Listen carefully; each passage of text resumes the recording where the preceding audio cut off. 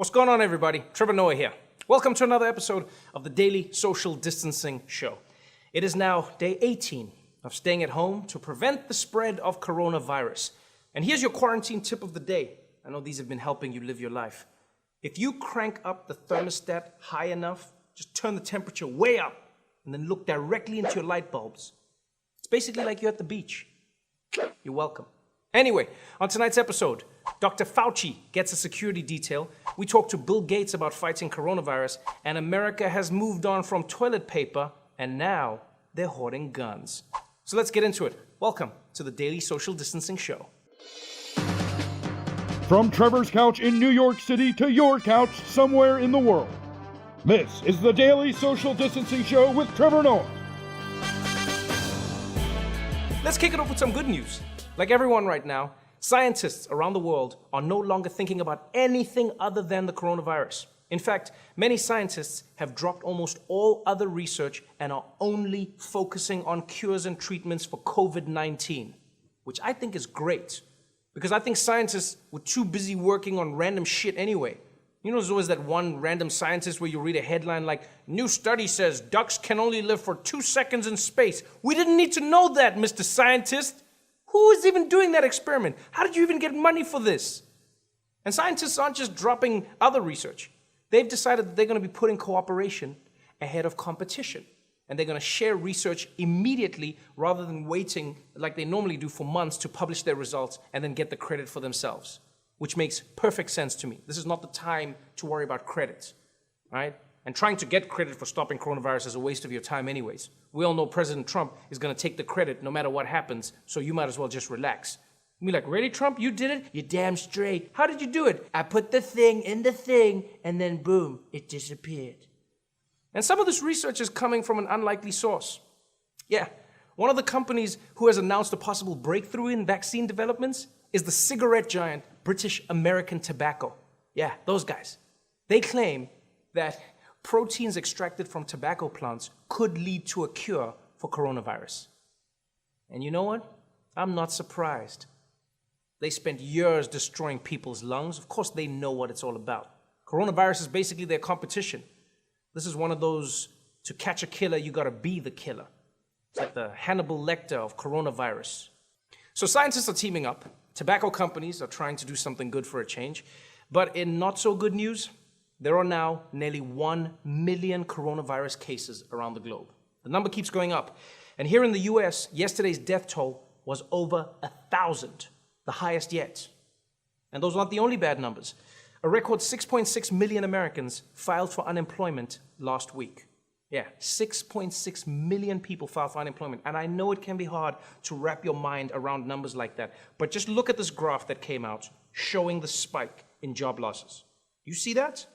Look at that spike.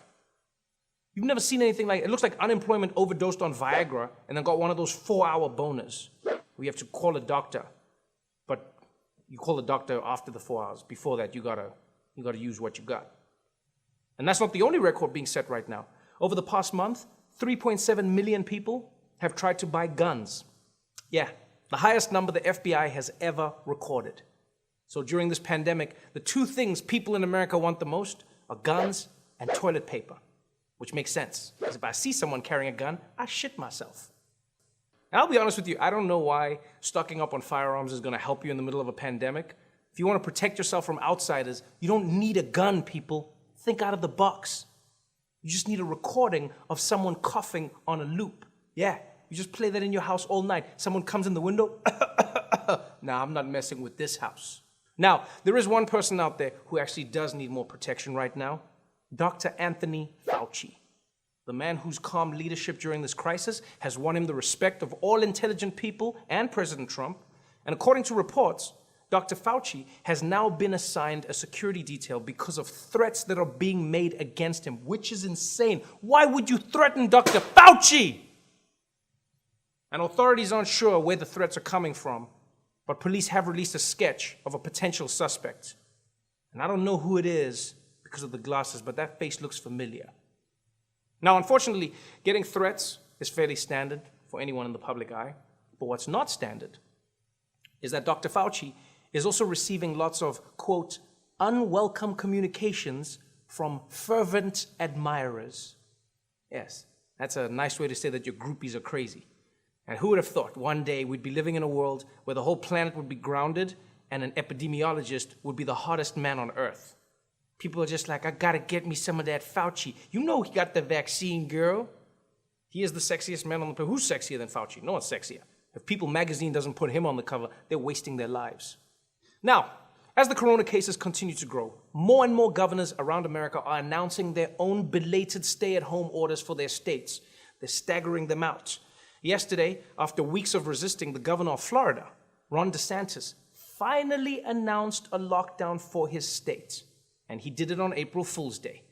So Florida is officially locked down, which means Mickey Mouse and all of his friends will have to work from home, which I think is perfect for Donald Duck. That dude has never worn pants. He was born for the teleconferencing life. You think anybody's wearing pants? Are you wearing pants?